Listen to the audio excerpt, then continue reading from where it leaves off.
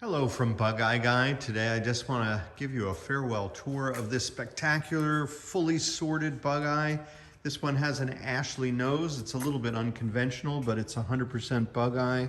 Other than that nose, this of course was a popular period accessory. I'll show you in some still photos. It's really a cool looking thing. It's more aerodynamic and it's fiberglass and lighter weight. This Bugeye was purchased online from the ethers. It's one of those nice cars that just had a lot of old stuff and worn out stuff on it. And Patrick was kind enough to send it all the way from Kansas City. Of course, we picked it up in an enclosed trailer, brought it here for a couple months of spa treatment and sorting.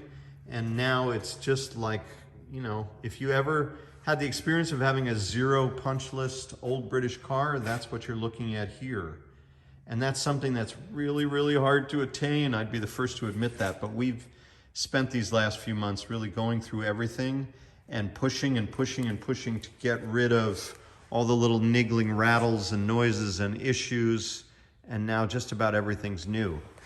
You can see a new master cylinder. This is a battery cutout switch. I'll show you that in the footwell. New K&N air filters, new fuel filter, of course.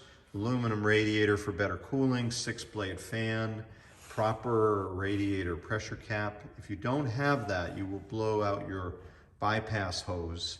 And all the aluminum radiators out there that I've seen have too much pressure. So we have the one with the right pressure.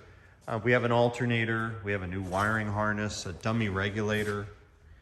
It's just very tidy and very fresh. New heater valve. Did you know that's how you turn the heat on in a Bugeye? Not everybody knows that. If you own one, you know that, but not everybody knows that. A battery hold down. This is something that's really good to know about, because if this is loose, you now have the live terminal sliding around, and this car is negative ground, so you have a hot lead that I have seen it short against this metal cable, and it's a fire hazard. So you really need a tight battery hold down. That's what we put in here. You don't want that moving around.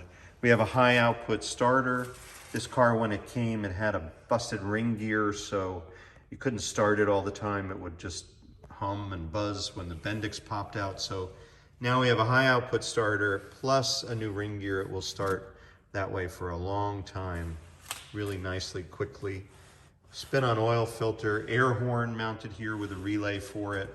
We have new headlight wiring in the front, and an electronic flasher, LED lights.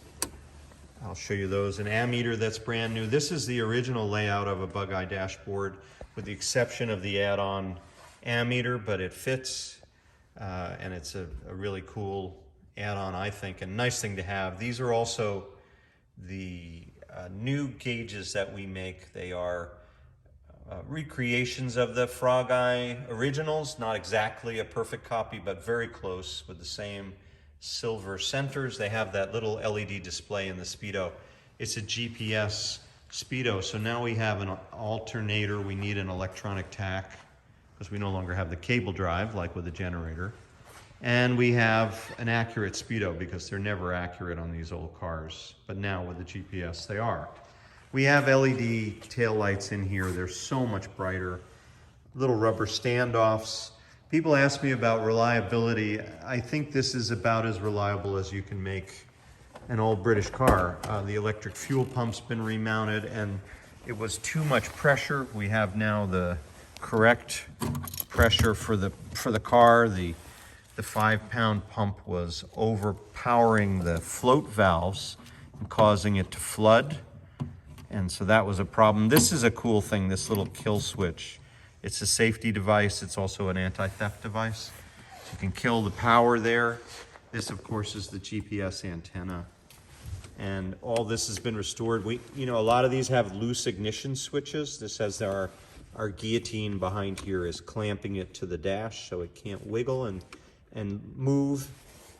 Another short risk that we've eliminated, an electrical risk that is now reduced because this is always going to stay located. So all of these things, a locking choke, the originals didn't lock very well. This one you can twist and lock.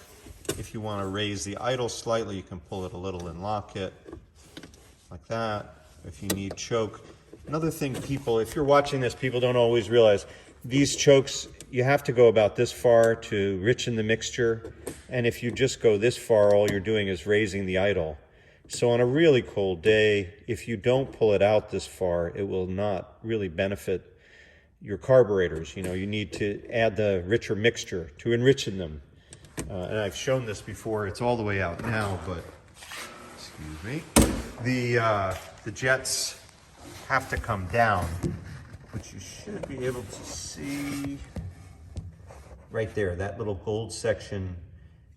As the jet moves down, you'll see the gold shaft of the jet, and that tells you that you are, in fact, moving the jets and enriching the mixture. So if you're new to this world, you just want to make sure you can actually see it here, that you're familiar with moving those jets. And most of the time when we see cars, those are all gummy and gooped up, and we have to clean them and fix them so that the choke will return properly. Anyway, we have a fully sorted car here. We have marked it on the fender for posterity, and it's ready for a long trip. Thank you for watching. New windshield too, new rubber, new glazing rubber. This is almost always cracked. You see, there's 150 things for me to talk about, but they're all on the spreadsheet. They will live with this car. Patrick, congratulations, and thank you for entrusting us with this great vehicle. And it's wonderful to see another Frog Eye, number AN5L9495 roughly, out in the world and ready for another long journey. Thanks for coming for a drive with us at Bugeye Guy.